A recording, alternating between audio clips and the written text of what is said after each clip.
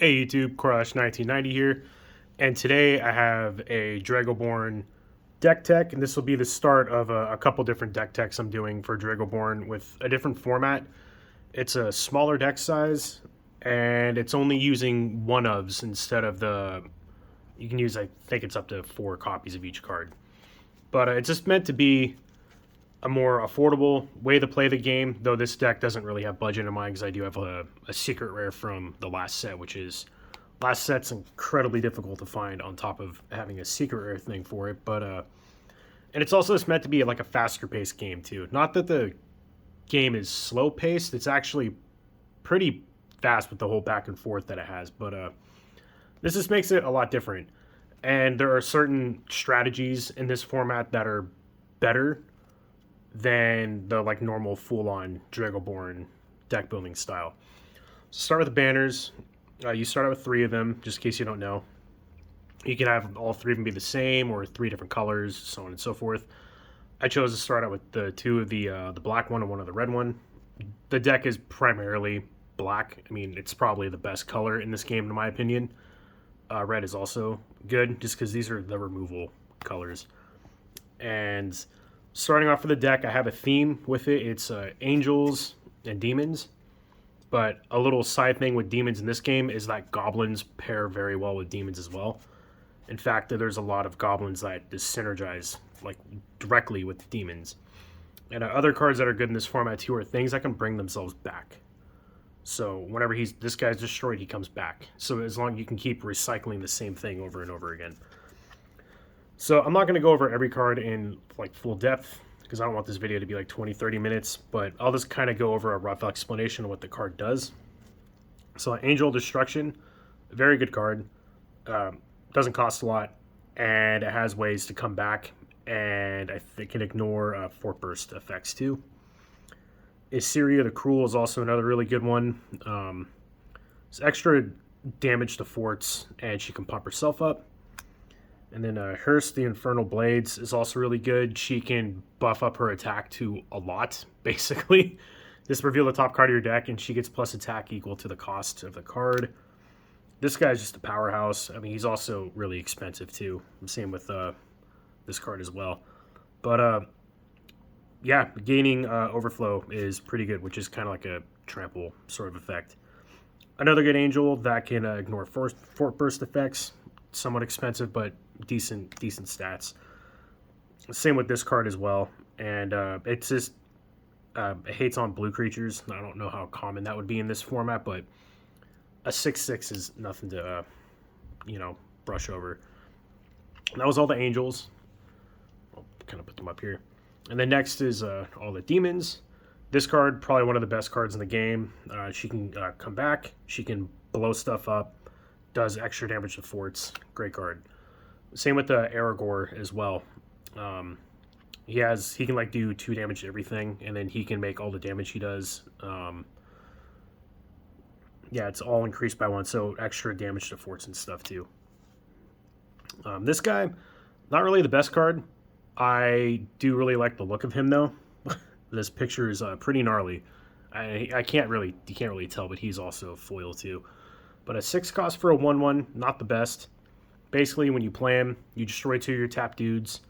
To choose 2 tap dudes in your graveyard that are low cost.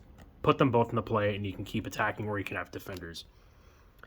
And this guy, whenever he blows up stuff or Drago shields, you can return a dude from your graveyard to your hand. This guy can bring goblins out. Goblins or graveyards from your discard pile. This guy's effect isn't really all that relevant. It's just more if you have a goblin, you can destroy another dude basically, and then they reveal their hand, and then they discard a copy of the guy you blew up. That part doesn't matter, but being able to just play him and destroy something's good. Noxious Whale, mainly have him in here because he's a cheap cost demon, but he's a 4/4, which good stats. But when he dies, he blows something else up with it. But our deck has a lot of recursion, so you can just keep bringing that back. This is another card I was talking about for this format that's good. 3 cost is kind of alright. 1/1 stats, not the best.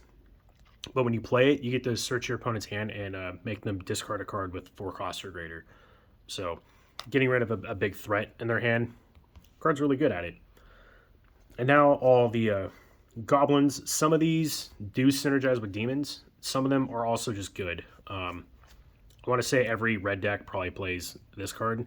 This blows up Drago shields. And then, yeah, a lot of these are just cheap, low-cost dudes that can get bigger. Kind of expected with goblins, I would assume so. But this guy can bring stuff back from your... He can bring like a... Oh, no, he lets you summon a demon. That's right. This guy's the one that comes back. This guy makes your demons cost less. If you have a demon, this guy gains deadly, which is whenever it does damage, it just destroys the thing that it deals damage to, no matter how much health it has left. And this guy, you can I forgot what he does. When this creature is destroyed in your opponent's turn, oh, you may untap a demon that you have. And then yeah, this guy blows up dice. This dude deals damage to Drago Shield as well. Just a good one-coster. And then this guy can do 1 damage to everything, basically. So the majority of the deck is creatures.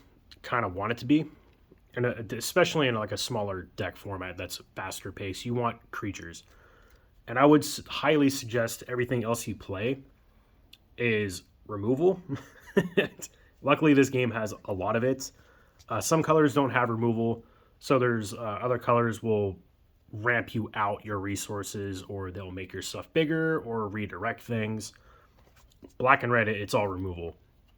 So this is an ambush card, and it just blows up a creature that runs into the fort.